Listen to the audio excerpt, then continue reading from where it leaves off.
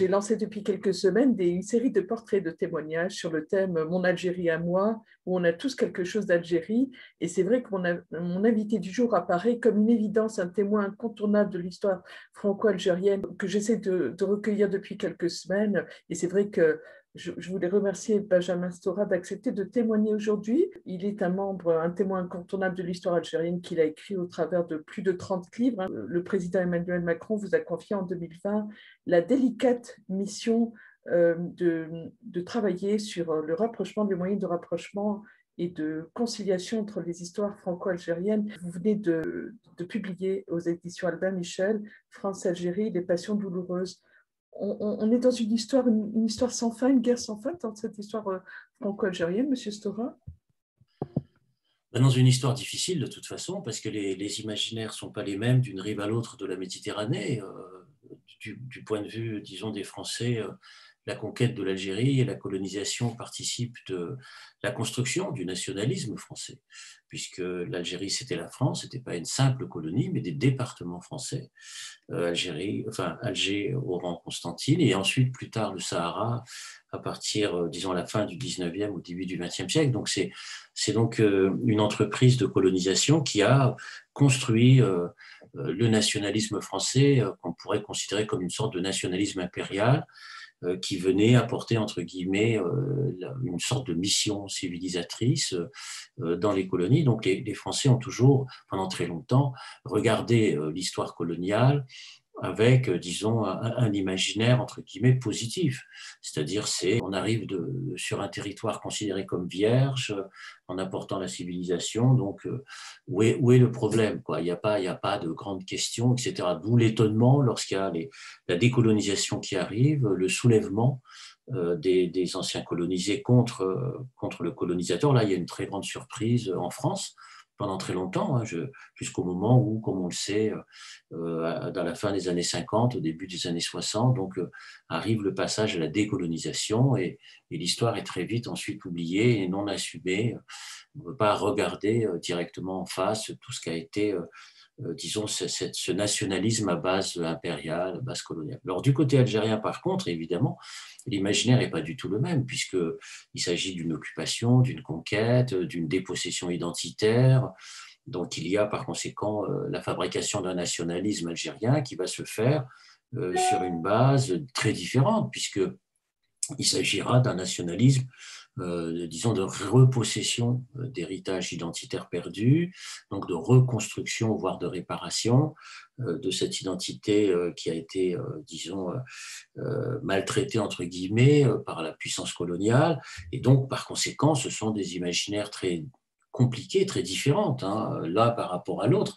C'est pour ça que pendant très longtemps, en France comme en Algérie, aujourd'hui encore, il y a des perceptions, des points de vue, disons des regards très très différents. C'est-à-dire que pour essayer de rapprocher les points de vue de ce que j'explique dans mon rapport, dans cet ouvrage, en fait, c'est ne pas essayer de rentrer dans des discussions, dans des disputes idéologiques, mais d'essayer, disons, de prendre des points concrets, c'est-à-dire d'essayer de prendre des choses, disons, pratiques, une sorte de travaux pratiques sur des points très précis que j'ai énumérés dans ce rapport.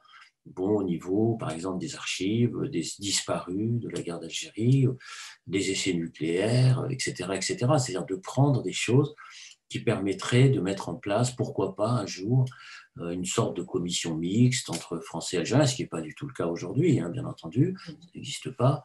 Donc d'essayer de mettre en œuvre, de mettre en place, disons, cette sorte de passerelle, de pont pour une compréhension mutuelle. Est-ce que vous m'autorisez une question des personnes qui mettent en doute votre légitimité à porter cette démarche sollicitée par le président Macron? Vous répondrez quoi? Ils ont le droit. Vous savez, moi, je suis qu'un individu parmi d'autres. Je suis un citoyen, un historien, je suis un enseignant, un enseignant-chercheur. Et s'il y a d'autres gens qui veulent écrire, j'interdis à personne d'écrire. Tout le monde peut écrire des livres d'histoire, tout le monde peut écrire sa vie personnelle. Moi, je prétends absolument pas à occuper une position d'hégémonie ou de je sais pas quoi. Vous savez, j'ai commencé à travailler il y a 45 ans, j'ai écrit 42 livres sur l'histoire de l'Algérie. Donc voilà, j'ai commencé par une biographie de Messa Hadj, qui a été un livre de 1978. Donc vous voyez, ça c'est pas d'aujourd'hui. Puis ensuite, j'ai complété par une biographie de Ferhat Abbas, puis ensuite un dictionnaire biographique que j'ai fait tout seul de 600 acteurs du nationalisme algérien. 600 biographies, j'ai fait un dictionnaire des livres de la guerre d'Algérie, 2500 résumés d'ouvrages que j'ai fait tout seul, qui a été publié en 19...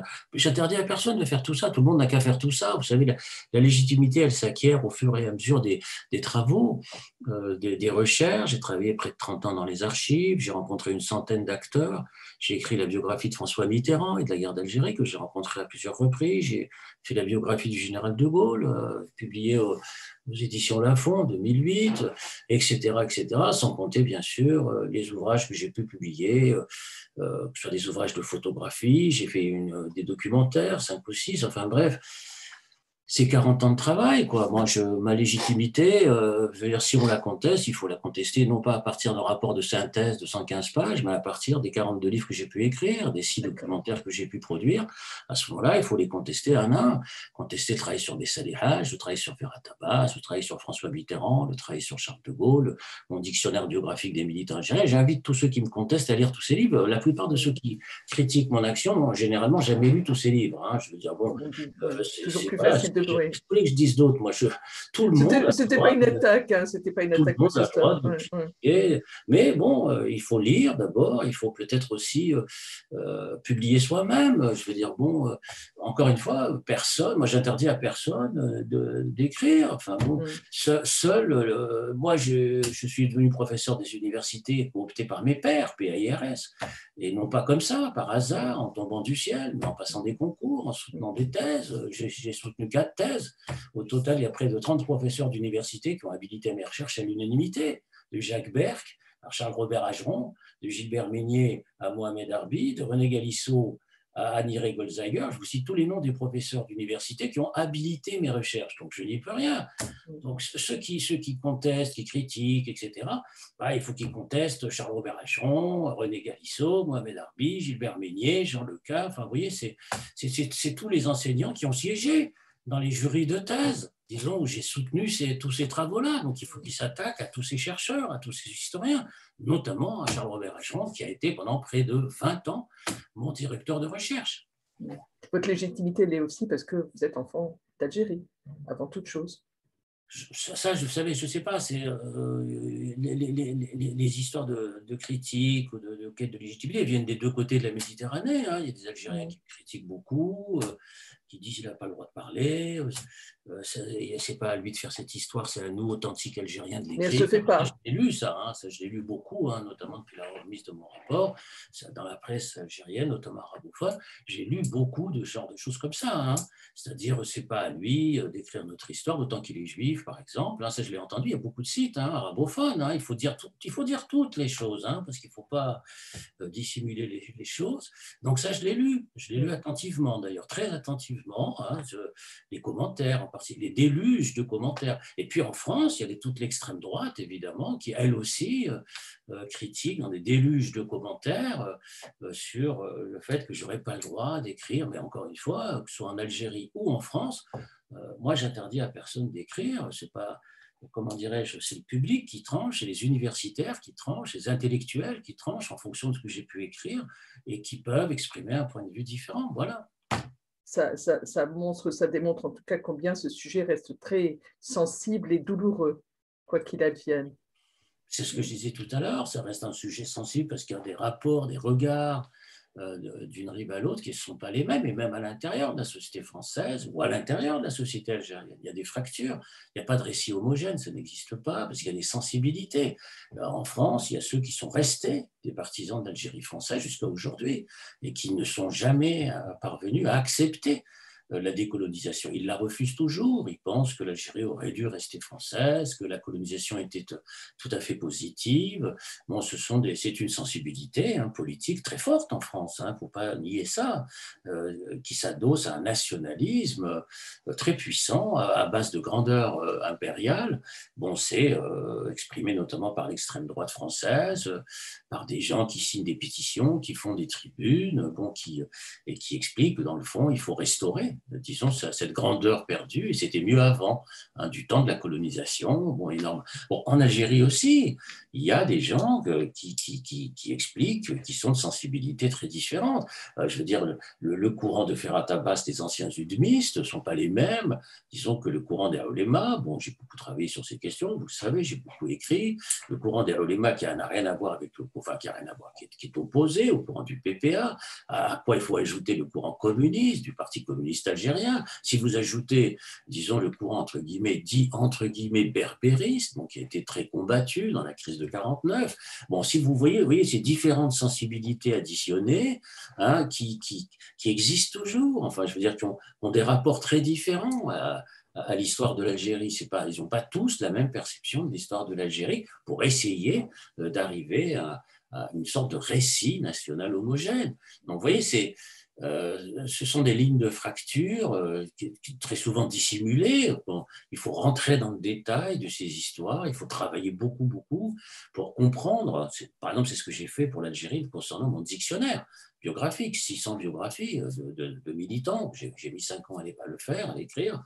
J'ai rencontré à l'époque une cinquantaine d'acteurs de cette histoire, hein, aussi Daïd Ahmed, Mohamed Boudiab, etc. Je les ai tous rencontrés. Bon, voilà. Les familles aussi, bien sûr, la famille de Messali, qui m'avait donné ses archives. Bon, donc, à partir, disons, de ce travail à caractère historique, bon, on peut voir différentes tendances, disons, qui existent et qui essayent, disons, de faire une sorte de récit national homogène. Et tout ça est très complexe. Des histoires différentes. En France aussi, c'est très complexe, c'est très différent. Il y a un antigaullisme très fort en France, mais caché, qui est dissimulé, mais qui existe, parce que De Gaulle est considéré comme une sorte de traître qui a abandonné l'Algérie française. Et donc, il y a encore, disons, des disputes très violentes pour tenter de parvenir à une sorte de récit national homogène. J'imagine que l'actualité algérienne, vous suivez de très près l'actualité algérienne. Non, là, franchement, non. Je ne suis pas, là, honnêtement, là, depuis quelques mois, je suis sur un autre projet, sur d'autres travaux, donc je ne suis pas à l'actualité algérienne. L'enfant de Constantine pense à quel souvenir? Si on vous parle de mon Algérie à moi, est-ce qu'il y a un souvenir, une image, une histoire, une chanson qui vous vient à l'esprit? Et ça, je l'ai raconté dans un livre qui s'appelle Les Clés retrouvées, donc qui est l'histoire de mon enfance à Constantine, en Algérie. Donc, c'est effectivement beaucoup d'images, beaucoup de récits, beaucoup de souvenirs. Une image de votre Algérie.